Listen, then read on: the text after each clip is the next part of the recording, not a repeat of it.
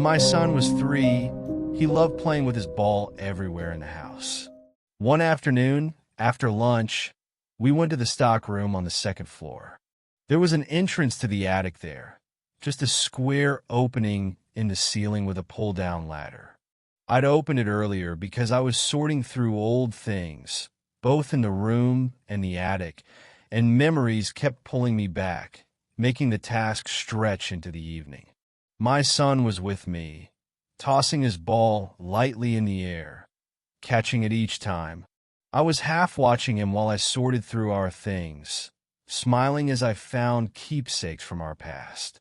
It was getting dark outside, and I had lost track of time.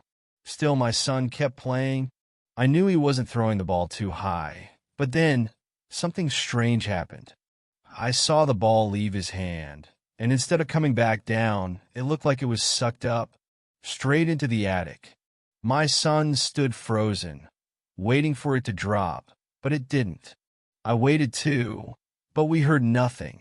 No thud, no bounce, nothing. We should have heard something, right? If it had hit the attic floor or anything up there, we would have heard a noise. But silence? That made no sense. My son looked at me, wide-eyed, and for a moment, the hair on my arms stood straight. I didn't want to scare him, so I told myself it must have just landed on something soft. That was all. Nothing to worry about. But I had to know. Even though the attic had always given me the creeps, I couldn't let it go.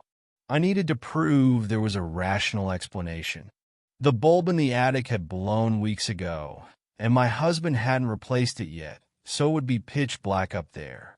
Still, I thought I'd just peek in, not go all the way, just enough to grab the ball and calm my nerves. So, with a steadying breath, I pulled down the ladder. As I climbed, anxiety gnawed at my chest. The attic door loomed ahead, a rectangle of pure darkness, broken only by the faint light of the stock room below. I hadn't thought to bring a flashlight, but it didn't matter. The attic was small. I should be able to see the ball without much trouble. I squinted into the darkness, scanning the floor. At first, I couldn't see anything but vague shadows. My heart raced faster as I made out the shapes of our old boxes, shelves, and furniture. My eyes roamed slowly, searching for the ball, when something else came into focus.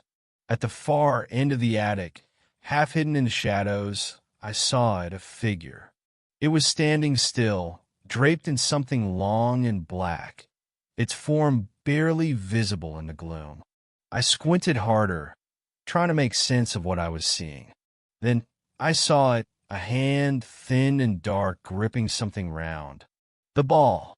My heart pounded in my ears as I realized the figure was holding my son's ball. I couldn't breathe.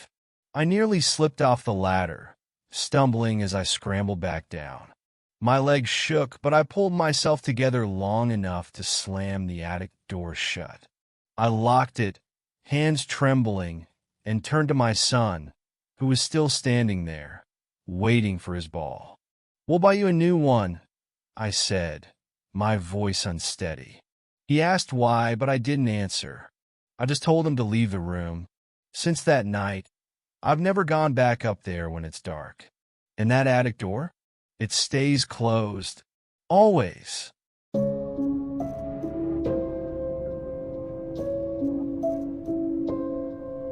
When I was 10, my mom was sick, bedridden for days. It was just after 6 p.m., but the rain had made the day darker than usual. My dad was at the office, and the house felt too quiet. She asked me to fetch the small table from the basement so she could eat in bed. I hesitated, feeling an odd chill in the air, but I didn't want to let her down. The basement door creaked as I opened it. A narrow staircase led down into the dimly lit room. Each step down felt heavier. As I descended the first few stairs, I froze. There at the bottom stood a dark figure. It wasn't moving, but I could feel it watching me. My breath caught, and the hair on my arms stood on end. I couldn't look away, but my legs took a few shaky steps backward, as if they knew something I didn't. I called my mom, and from her room, her weak voice replied, asking what was wrong. But I couldn't explain it. What was I supposed to say? I saw a shadow. I didn't want to scare her more. So I stayed quiet and ran back to her side. She looked at me, her pale face etched with concern, but I just shook my head. I knew she needed that table, and I had to get it for her. I had to be brave. Gathering my courage, I headed back toward the basement. I stood at the top of the stairs, staring down into the shadows. The figure was gone.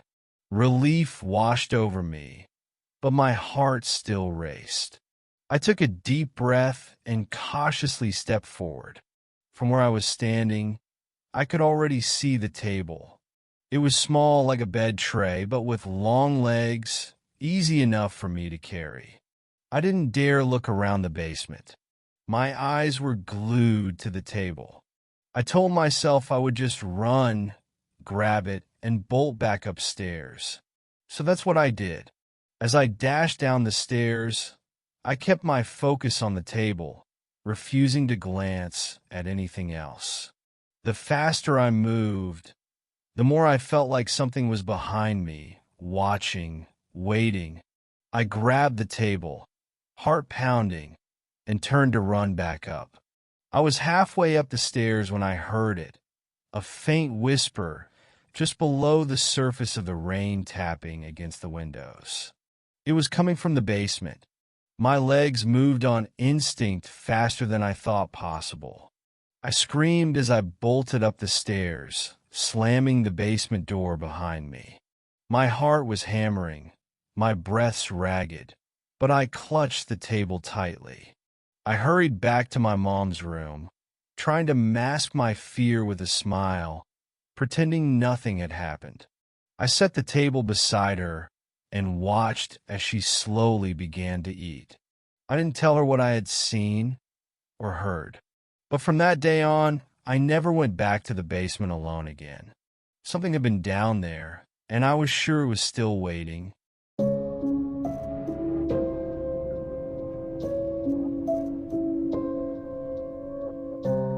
When I was younger, my cousin and I used to play together a lot.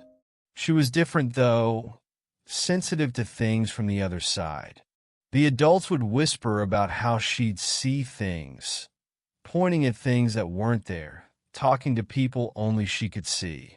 Other kids avoided her because of it, but I didn't care. Back then, all I wanted was to play. One rainy afternoon, the sky was dark and thunder rattled the windows.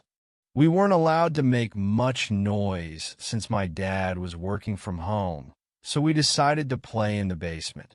It wasn't a creepy basement, not really. Just the usual, boxes filled with old stuff, a worn-out couch, and a coffee table no one used anymore. We set up our toys there, our dolls and kitchen set, pretending to cook for them like they were our children. About 20 minutes into our game, my cousin suddenly said, "My friend wants to play a different game."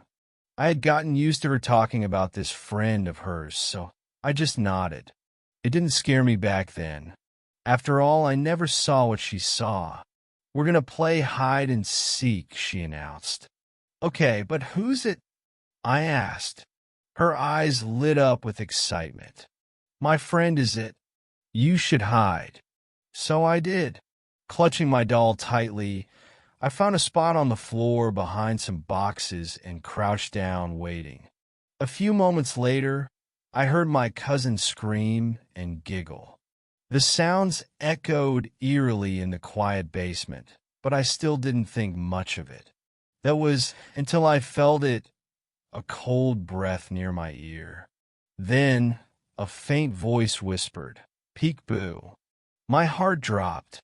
I whipped around, expecting to see my cousin messing with me. But there was nothing, just the shadowed corners of the basement. The air suddenly felt heavy, colder, like something was watching me. I tried to shake off the feeling, but it lingered, crawling up my spine. I need a break, I stammered, standing up, my legs shaky. No, my cousin said, her tone strange. My friend doesn't want you to stop. You're it now. A chill swept through me, but I ignored it and started walking towards the basement door. My hands reached out for the doorknob, but before I could touch it, the door slammed shut on its own. The force was so strong it rattled the walls. Panic surged through me. I took another step, trying to get out, but something gripped my ankle, cold like ice. I froze, looking down, but there was nothing. Nothing I could see. Then the grip tightened. That was it. I screamed, loud enough that my dad and mom came running, bursting through the door. They found me in a sobbing heap on the floor, my hands clutching my ankle, still feeling the icy grip even after it had let go. They asked me what happened, but I couldn't say a word. I just kept crying, pointing at the basement floor where it had happened. Since that day, I stopped playing with my cousin, because I knew whatever she saw, it had started to see me too.